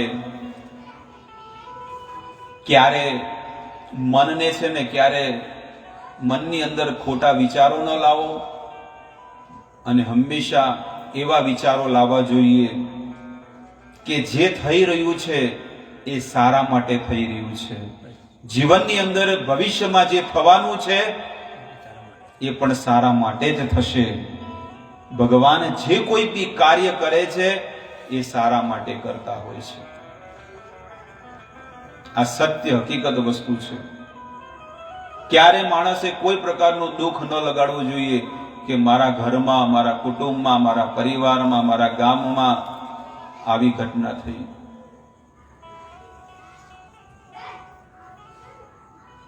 રાજા હતા અને રાજાને યુદ્ધ કરવું હતું, તો રાજાએ શું વિચાર કર્યો કે મારી જાતે જ હું તલવારની ધાર કાઢું. બીજા બધા માણસો બરોબર કાઢતા નથી, તલવારની ધાર કાઢતા હતા રાજા, અને તલવારની ધાર કાઢતા કાઢતા એની ધાર છે ને અંગૂઠામાં લાગી ગઈ. અંગૂઠો શું થઈ ગયો? કપાઈ ગયો. હવે મંત્રી આયા અને મંત્રીને જઈને કીધું, રાજાએ કીધું કે મંત્રી સાહેબ, કાલ તો હું તલવારની ધાર કાઢતો હતો અને ધાર કાઢતા કાઢતા શું થયું, થોડી તલવાર અડી તો અંગૂઠો કપાઈ ગયો. એટલે મંત્રી વળી સાચો હતો, એટલે મંત્રી કે ભગવાન જે કરે સારું કરે. ભગવાન જે કરે સારું કરે. એટલે કે આ મારું ખાય છે ને.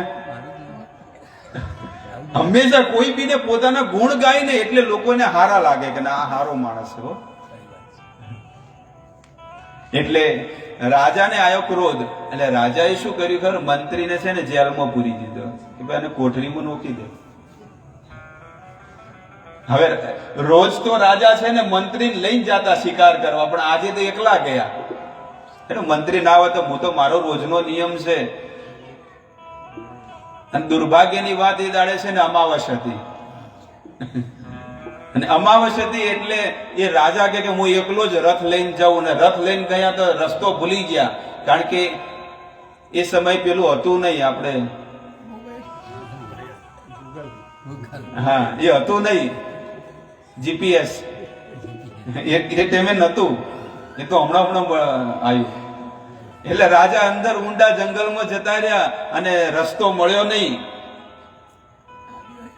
હવે આદિવાસીઓ બધા ફરતા હતા કે કોઈક માણસની બલી દેવાની છે, અને રાજા આયા, રાજાને પકડ્યા, 10-12 જણા બધા ભેગા મળીને. રાજા પાસે કઈ હતું નહીં, શું કરે?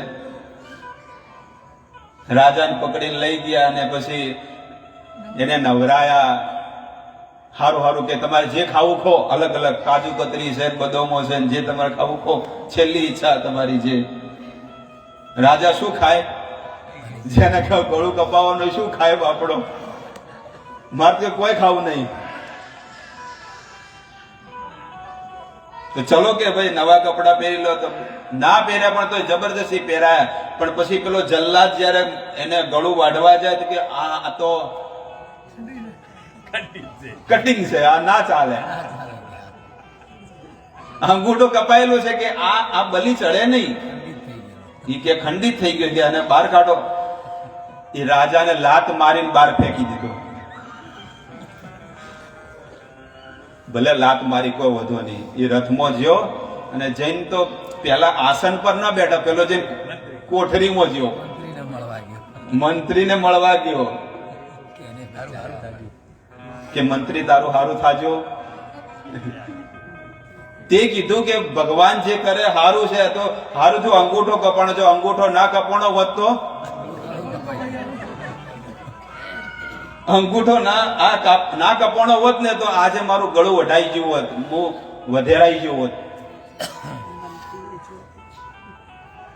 એટલે મંત્રી તે કીધું ને કે ભગવાન જે કરે છે એ સારું કરે છે. પણ મને એ ખબર નથી પડતી કે તને જેલમાં નોખીને ભગવાને શું સારું કર્યું. એટલે મંત્રી કહે છે કે રોજ તમે મને હાથી લઈ જતા, તો આજે કાલે લઈ જાવ હોત ને તો હું વધેરાઈ ગયો હોત. એટલે ભગવાને મને જેલમાં નાખી દીધો. એટલે ભગવાન કે છે ભગવાન જે કરે છે ને એ સારું કરે છે, એક દાખલો આપીને. એટલે જીવનની અંદર જે વસ્તુઓ ઘટનાઓ ઘટે છે એ ભગવાનના ઈશારાથી થાય છે. મદ ભયાદ વાતી વાયો અયમ સૂર્ય તપસી મદ ભયાદ. ભગવાન કહે છે કે બધી વસ્તુ મારા ઈશારા પર કામ કરે છે, અને આ સંસારના જીવો પણ ભગવાન કહે છે મારા ઈશારા પર કામ કરે છે. આમાંથી ઘણા લોકોએ પેલા ઢીંગલા ઢીંગલીનો ખેલ જોયો છે, કઠપૂતળીનો. એ 5 આંગળીઓ હોય, એમાં દોરડીઓ બાંધેલી, દોરા બાંધેલા હોય, પણ એ દોરા છે તમને દેખાય નહીં.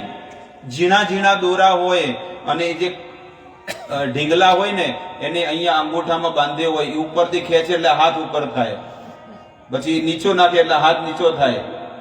આમ આમ કરીને 10 આંગળીઓ ઉપર છે ને એ નૃત્ય કરાવે છે. અને એ જ્યારે ઓલો નાટક કરવા વાળો વ્યક્તિ આંગળીઓ જેમ જેમ કરે એમ ઓલો કરે, અને ઓલા ઢીંગલામાં કોઈ શક્તિ નથી, પણ ઓલું કાર્ય કોણ કરે છે? ઓલો સ્ટેજની ઉપર વ્યક્તિ રહેવા વાળો છે ને, એ બધું એ કાર્ય કરી રહ્યો છે. એવી રીતે આ જગતની અંદર કોઈ પણ વ્યક્તિ કોઈ પણ પ્રકારનું કર્મ કરવામાં સક્ષમ નથી. એ કાર્ય માત્ર ભગવાન જ કરાવડાવે છે. તમોગુણ, રજોગુણ, સત્વગુણ.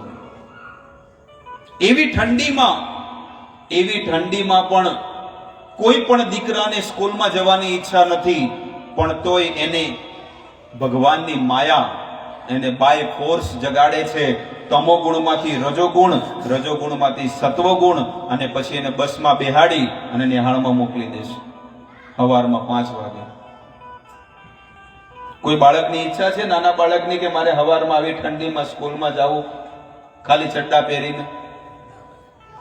કોઈ પણ મનુષ્યની ઈચ્છા નથી કે મારે સવારમાં વહેલા ઉઠીને ડેમો પકડીને મારે જવાનું છે ઊંઝા, અમદાવાદ.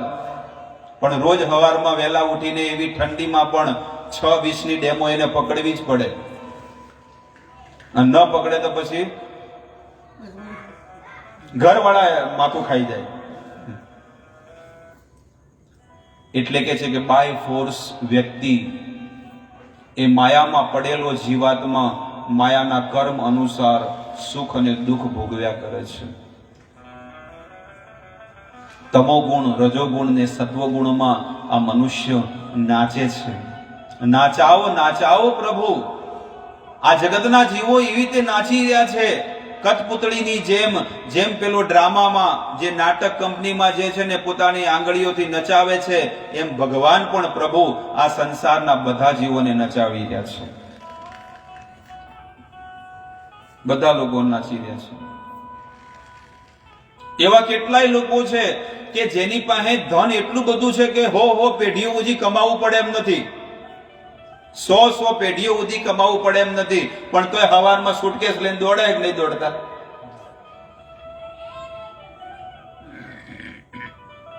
પેલો કોણ હતો કાનપુરમાં? મોટો શેઠ હતો ને. હા, એને પૈસો કમાવાની કોઈ જરૂર જ નથી, પણ તોય વિચાર કરીને જીવન કેવું હતું? કયું સ્કૂટર હતું?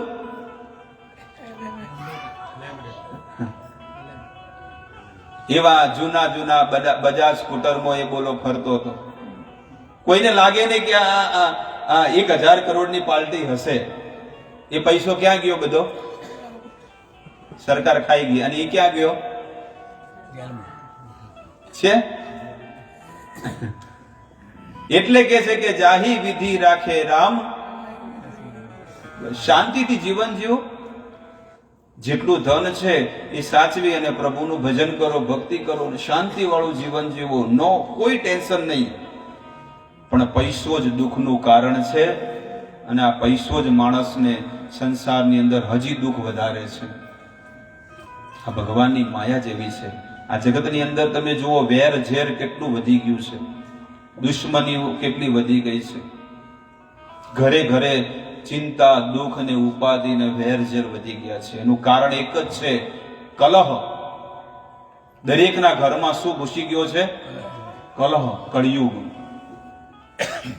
કળિયુગનું જ્યારે પ્રાગટ્ય થયું ને, કળિયુગનું, એટલે રાજા પરીક્ષિતને છે ને એના રાજ્યમાં આવ્યું હતું પહેલું.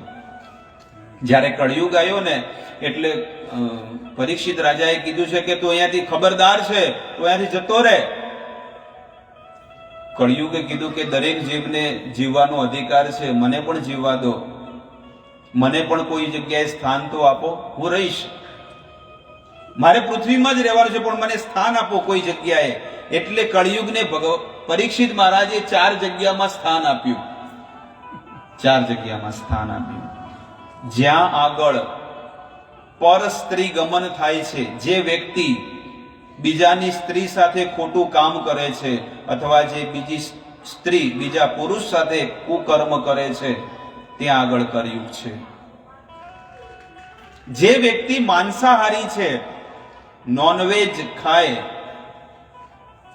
એના ઘરની અંદર કળિયુગનો વાસ આવી ગયો છે. અને ત્યાં આગળ કલહ એટલે ઝઘડા ને કંકાસ ને માર કાપ ને બધું થશે. જ્યાં આગળ આ વસ્તુઓ હશે ત્યાં આગળ આ બધી વસ્તુઓ હશે, ગેરંટી સાથે.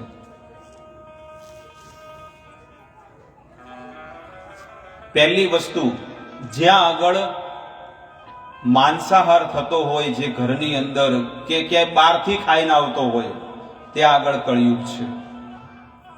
બીજી વસ્તુ, જ્યાં આગળ પર સ્ત્રી ગમન અથવા પર પુરુષ ગમન થઈ રહ્યો છે, પોતાના પતિવ્રતા, જ્યાં જે પતિની સાથે વિવાહ કરીને જે જીવન જીવે છે એને તો કોઈ દુઃખ નથી, પણ જે વિવાહિત જીવન જીવીને પણ બીજા વ્યક્તિ સાથે ખોટું કર્મ કરે, ત્યાં આગળ કળિયુગ છે.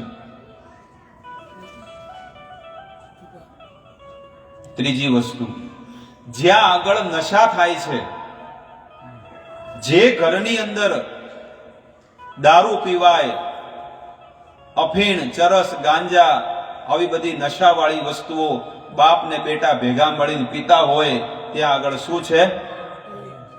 કળિયુગ છે. લોકોને એટલો બધો આ ધન જે છે ને, પાપ રૂપી ધન જ્યારે આપણા ઘરમાં આવશે, કોકની આંતરડી બાળીને એ ધન આપણા ઘરની અંદર આવે એટલે ગેરંટી છે કે તમારા ઘરનો સત્યાનાશ કરી નાખશે.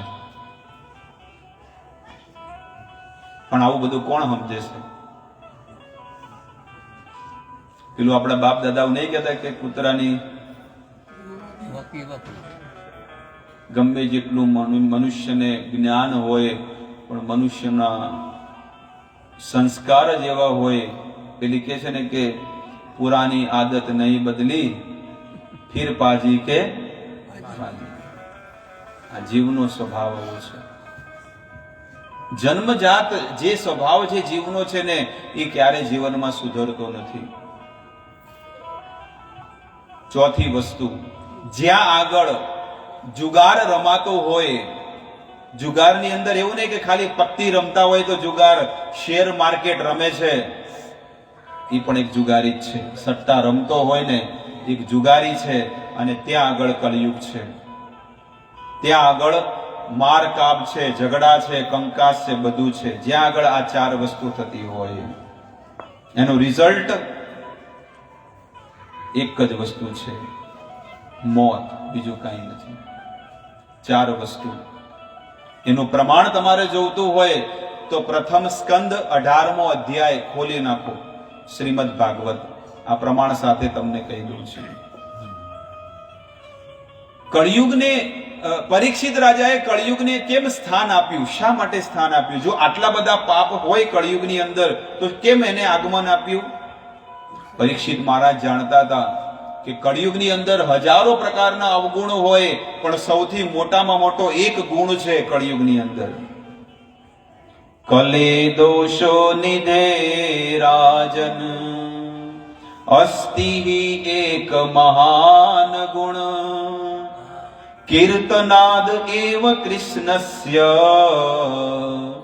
મુક્ત સંગમ પ્રયમ ભજેત. કલે દોષો નિધે રાજન. હે પરીક્ષિત, આ કળિયુગ, સુખદેવ ગોસ્વામી કહે છે કે આ કળિયુગ જે છે ને એ દોષોનો ખજાનો છે. સુદ ગોસ્વામી 88,000 ઋષિ મુનિઓને આ વાત કરે છે. પણ પરીક્ષિત રાજાએ કેમ આ કળિયુગને આગમન આપ્યું? કે કળિયુગમાં થોડીક પણ ભક્તિ જો કોઈ કરશે ને તો મુક્ત સંગ પરમ વ્રજેત, તો એ મુક્ત એટલે મોક્ષ મળી અને વૈકુંઠમાં પહોંચી જશે. અત્યારે 50 વર્ષનું જીવન છે માનવીનું કળિયુગને, અને 50 વર્ષના જીવનમાં જો એ રોજનું 1 કલાક પણ જો ભક્તિ કરે, અડધો કલાકે ભક્તિ કરે ને, ભગવાનનું સ્મરણ કરે, કીર્તન કરે, તો એને મોક્ષ ગતિ મળી જાય, એને મુક્તિ મળી જાય. એટલે કળિયુગને પરીક્ષિત મહારાજે વેલકમ, આવો, સ્વાગત છે.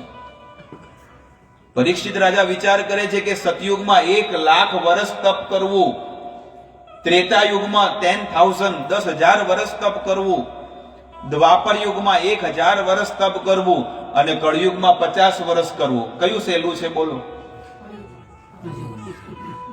50 વર્ષ તપ કરવું સહેલું છે ને, કે 1 લાખ વર્ષ સુધી તપ કરવું? વિશ્વામિત્ર જે ઋષિ મુનિ હતા ને, એમને 60,000 વર્ષ તપ કર્યું. વિશ્વામિત્રએ કેટલું તપ કરેલું?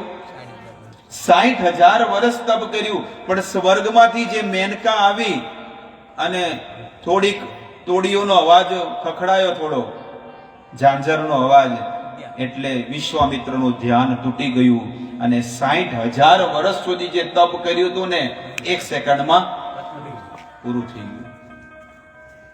અને મેનકાની સાથે વિવાહ કર્યા અને શકુંતલા નામની દીકરીનો એમને જન્મ થયો. ને જ્યારે દીકરીનો જન્મ થયો ને ત્યારે પછી ઘરમાંથી ભાગ્યા, લંગોટ લેવાય ન રહ્યા. ખબર પડી વાતમાં?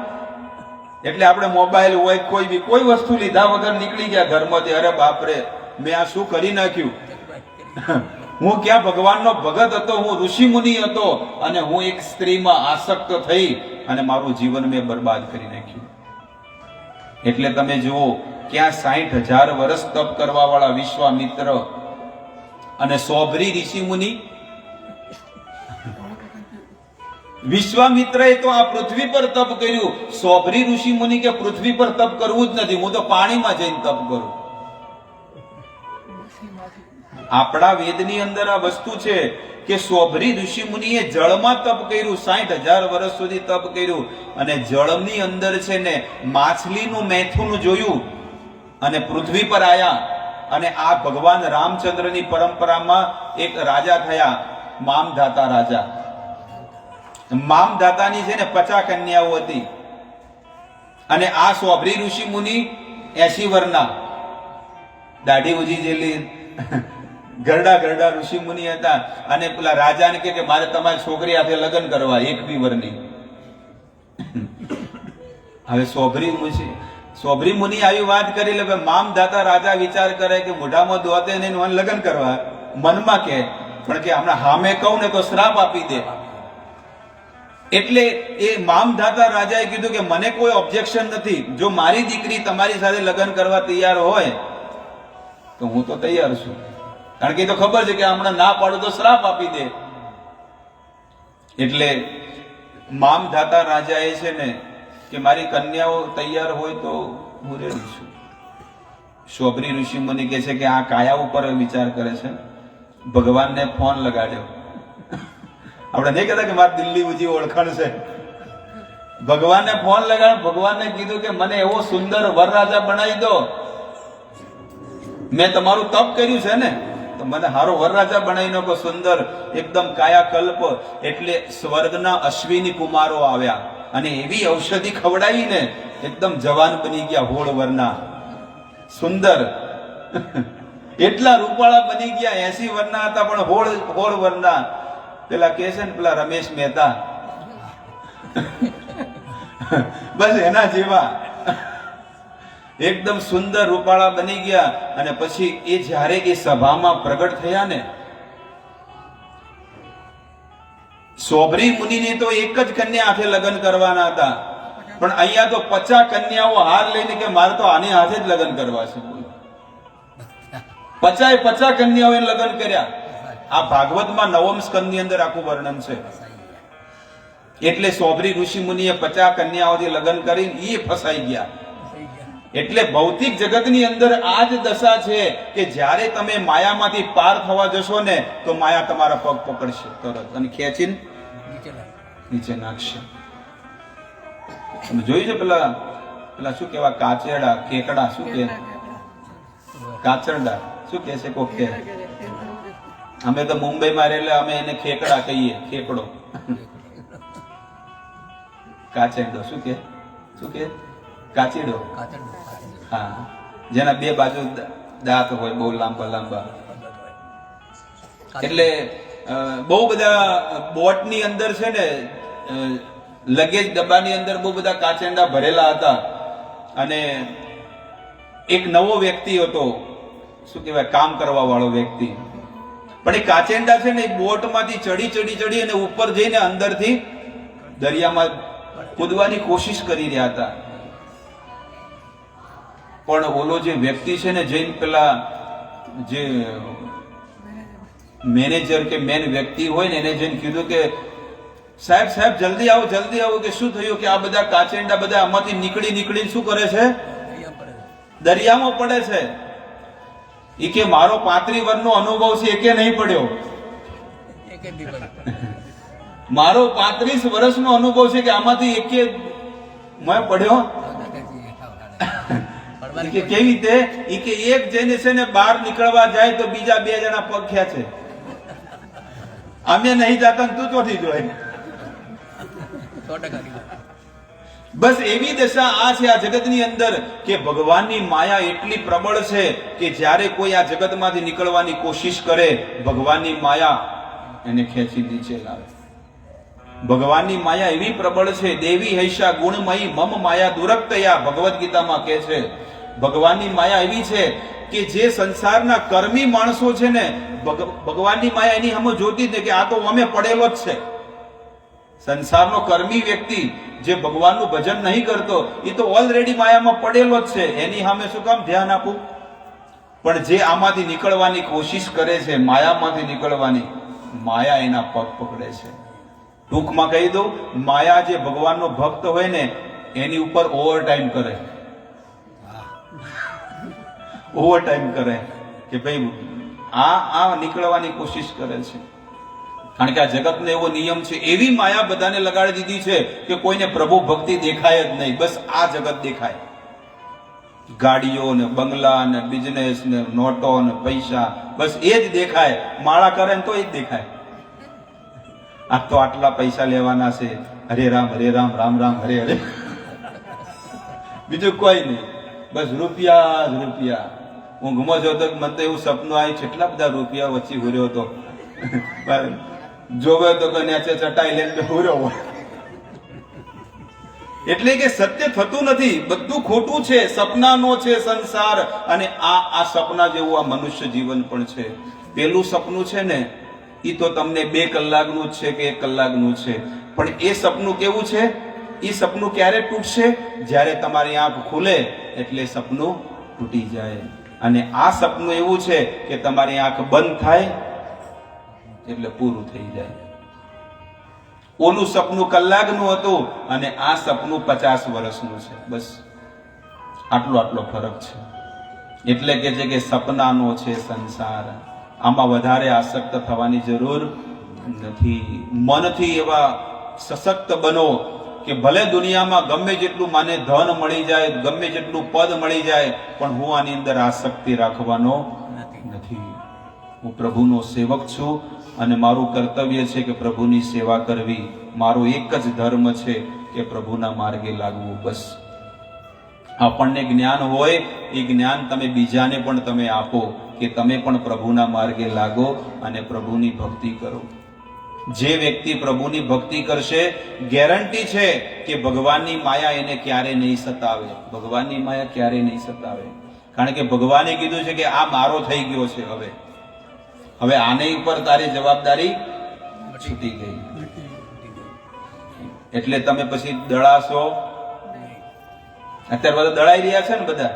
જેમ ઘંટીમાં પેલો ઘઉં કેમ દળાય, ધીરે ધીરે પેલા 2 ફાટકા થાય, પછી 2 ના 4 થાય, પછી 8 થાય, પછી ધીરે ધીરે દળાતો લોટ થઈ અને બહાર નીકળી જાય. પણ તમે જોયું હોય કે ઘરડા લોકોએ કે પેલા કેવી હતી ઘંટી? આમ દળતા, ખબર છે? એ ઘંટી હતી. અને જ્યારે એ આમ ગોળ ગોળ દળતા અને એક જણ શું કરે, અંદર ઘઉં નાખતા, મુઠ્ઠી એ મુઠ્ઠી ઘઉં નાખે અને દળે જતા. પણ એક ખીલ્લો હતો. ખીલ્લો શું હતો? ખીલ્લો હતો. અને એ ખીલ્લો જ્યારે હતો ને, એ ખીલ્લાને જે ઘઉં અડેલા હોય ને એને કાંઈ ન થતું. એ ખીલ્લાને ઘઉં જે દાણા અડેલા હોય ને એને કાંઈ ન થતું. સીતાબેન પણ એનાથી દૂર જતા રહ્યા ને પછી દળાઈ ગયા. એ જે છે ને, એક ખીલ્લાથી જયારે દૂર જતા રહે ને પછી 2 કટકા થાય, પછી 4 થાય, 8 થાય, દળાઈ બહાર જતા રહે. હા, બસ એવી દશા છે કે ભક્તિ પેલા ખૂબ થતી પણ હવે ઓછી થઈ ગઈ. એનો અર્થ શું થયો? આપણે માયામાં દળાઈ રહ્યા છે. પણ તમે જુઓ, જ્યારે એક ઘંટીનો પલડો, એનો જે પથ્થર જ્યારે તમે ઊંચો કરો અને તમે જુઓ કે એ ખીલ્લો જે છે ને, એને આજુબાજુ બધા જે ઘઉંના દાણા જે છે ને એ એવા ને એવા રહેશે. શા માટે? કારણ કે એ ખીલ્લો જે છે ને, લકડાનો પોઈન્ટ જે બી કહો તમે એને અડીને એ લોકો રહ્યા છે, એનાથી દૂર નહીં ગયા. એવી રીતે શાસ્ત્રમાં આપણા સાધુ સંતો કહે છે કે જે ખીલ્લો જે છે ને એ ભગવાનના ચરણ છે, અને જેને જીવનમાં ભગવાનના ચરણને પકડીને રાખ્યા છે ને એને જીવનમાં ક્યારે માયામાં નહીં પડે. ગેરંટી સાથે એ જીવનમાં ક્યારે માયામાં નહીં પડે. એટલા માટે આપણે પણ ભગવાનના ચરણોને પકડીને રાખવાના છે. કે પેલું કે છે ને કે માત પિતા ગુરુ તુમ હી હો મેરે, બસ તમે જ મારા બધા છો અને તમારા સિવાય આ જગતમાં મારું કોઈ નથી પ્રભુ.